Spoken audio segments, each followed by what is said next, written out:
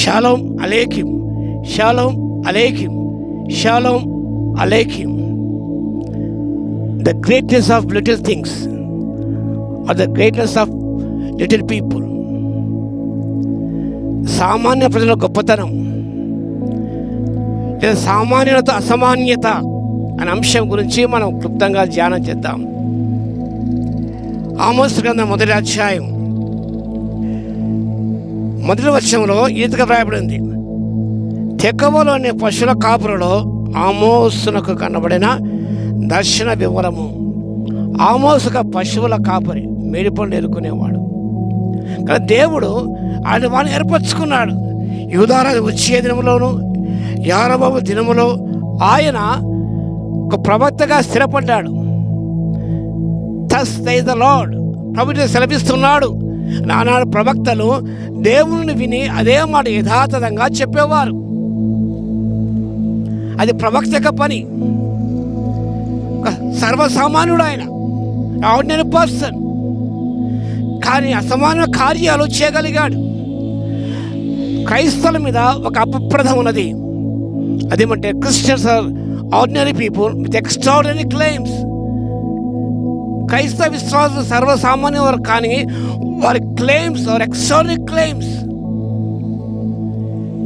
అని ఒక అపప్రదం మన మీద ఉన్నది.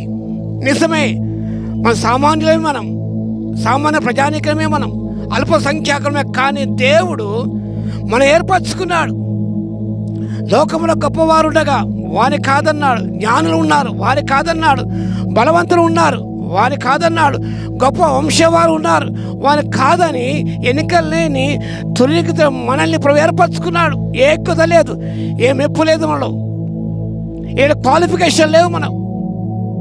కానీ దేవుడు అలాంటి వారిని ఏర్పరచుకొని వారి ద్వారా తన కార్యాలు జరిగించాడు ఆయన.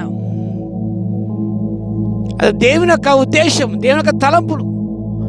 ప్రభు నా సేవకు ఏర్పరచుకున్నాడు. గొప్ప విద్యాధికుని కాదు నేను, సర్వసామాన్యుని, ఒక కాపరి యొక్క కుమారుని నేను. కానీ దేవుడు మా ఇంటిలో కనిష్ట నన్ను ఏర్పరచుకున్నాడు. అది ఆయన చిత్తం, ఆయన అభిష్టం. ఎందుకంటే జగత్ పునాది వేయబడక ముందే ప్రేమ చేత క్రీస్తులో ఏర్పరచుకున్న దేవుడు ఆయన. Chosen by God the Father before the foundation of the world, redeemed by God the Son, and sealed by God the Holy Spirit. ఏర్పరచుకున్నాడు. కుమారుడు దేవుడు రక్షించాడు. తన ఆత్మను గుర్తించుకున్న దేవుడు, తన పనికి నియమించిన దేవుడు నమ్మకమైన వాడు ఆయన. యేసు రచించే కాలంలో సామాన్య ఏర్పరచుకున్నారు. చెవులు పట్టేవారు కొంతమంది, జ్ఞానవంతులు ఉన్నారు, సర్వసామాన్యులు ఉన్నారు. కానీ దేవుడు వారు ఏర్పరచుకున్న వారి ద్వారా సమాన కార్యం జరిగించాడు.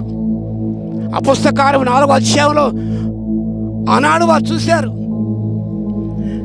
మీరు సర్వసామాన్యులే ఇలాంటి కార్యాలు చేస్తున్నారు, సంస్థకాలు చేస్తున్నారు. దెర్ ఆర్ కామన్ పీపుల్ అని వారు గ్రహించారు. కానీ అపొస్తలులు దేవుని ఆత్మశక్తి పొందినప్పుడు వారు దేవునికి అసమానమైన కార్యాలు చేయగలిగారు. చేపలు పట్టేవారే లోకాన్ని తలకిందు చేయగలిగారు. విలియం కేరీ చెప్పులు కొట్టుకునేవాడు, గొప్ప కార్యాలు చేశాడు ఆయన. ఆమోసు పశువుల కాపరి దేవునికి ప్రవక్తగా స్థిరపడ్డాడు. కానీ దేవుని యొక్క తలంపులు ఎంతో గొప్పవి, ఆయన ఆలోచన గంభీరములు. కాబట్టి దేవుడు మనం ఏర్పరచుకున్నప్పుడు, ఆయన పిలిచినప్పుడు ఆయన యొక్క పిలుపు విని మనం లోబడాలి. అపొస్తలుడు పౌలు దేవుని దర్శనానికి అవిధేయుడు కాలేదు. ఎంతో చదువుకున్నాడు, కానీ అదే వ్యర్థమని గ్రహించాడు. పెండతో సమానంగా ఎంచుకున్నాడు. ఎంతగానో దేవుని కొరకు వాడబడ్డాడు. కాబట్టి మనం అల్పసంఖ్యాకులమే, చిన్నవారమే, గొప్పవారం కాదు. కానీ దేవుడు ఈ చిన్నవారితో గొప్ప కార్యం జరిగిస్తాడు. దావీదు చిన్నవాడు, గొలియాతు మహాబలాలుడు, గొప్ప కార్యం జరిగించలేదా? దేవుడు గొప్ప కార్యం జరిగించాడు ఆయన. కాబట్టి దేవుడు మనం ఏర్పరచుకున్నప్పుడు మనం చేయవలసిన పని, let us obedient to the call of God. దేవుని పిలుపుకు విధేయత చూపిద్దాం. Whatever God says, let us do it implicitly. ప్రభు ఏం చెప్తాడో ఆ ప్రభు చేద్దాం. అన్నాడు ప్రవక్తలు. యేసయ్య దేవదేవుడు ఏం చెప్పాడో అదే చెప్పాడు. శిష్యులు కూడా యేసయ్య బోధించమన్నాడు, అదే బోధించారు వారు. అది యేసయ్య బోధనే, వేరేది కాదు. కాబట్టి మనము కూడా దేవుని పిలుపుకు లోబడి మనం ఆయన చెప్పిన విధముగా, ఆయన సూచించిన విధముగా, ఆయన సెలవిచ్చిన రీతిగా మనము ఆయన వాక్యాన్ని, ఆయన మాటలను మనము పలకాలి. ఇర్మియా అనే బాలుడనే హెస్కేల్ గ్రంథం గమనించినప్పుడు, ఇదిగో నీ నోట నా మాటలు ఉంచి ఉన్నాను, ఈ వాక్యాన్ని బుధించు. కాబట్టి దేవుడు మనల్ని శక్తివంతమైన సాధనగా వాడుకుంటాడు. when we submit ourselves in the mighty hands of God, God will use you mightily for His glory and the edification of the body of Christ and for the expansion of the kingdom. కాబట్టి పిల్లారా, మనం సర్వసామాన్యులమని, నేను చిన్నవాడిని, నాకే తలాంతు లేవు, నా కుటుంబం చిన్నది, ఏ పాటిది అని అనుకోవద్దు. నువ్వు I'm a lot, I'm a boy, I'm a youngster, what can I do, నా వల్ల ఏమవుతుంది అనుకోవద్దు. కానీ దేవుడు నీ ద్వారానే గొప్ప కార్యం జరిగిస్తాడు ఎప్పుడనగా సంపూర్ణంగా దేవునికి నేను లోపరుచుకున్నప్పుడు. కాబట్టి దేవుని పిలుస్తున్నాగా, ఏమన్నా బిడ్డ నువ్వు ఏ స్థితిలో ఉన్న దేవుని సమర్పించుకో, దేవుడు నిన్ను గొప్పగా దీవిస్తాడు, ఆశీర్వదిస్తాడు. ఆ రీతిగా దేవుని సమర్పించక ముందు సాగిపోవడానికి పరిశుద్ధాత్మ దేవుడు తన కృపాసాధ్యముండగా దయచేనుగాక.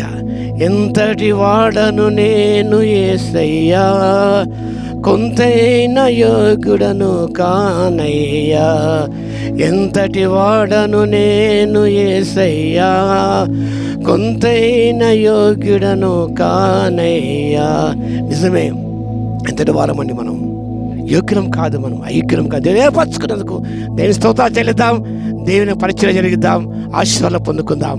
తల ఉంచని ప్రార్థన చేద్దాం. మహాగరుడ మహోన్నతుడ యేసయ్య, మీకు స్తోత్రాలు నాయన. ఎన్నికలైన మనం ఏర్పరచుకున్నదాన్ని మీకు స్తోత్రాలు.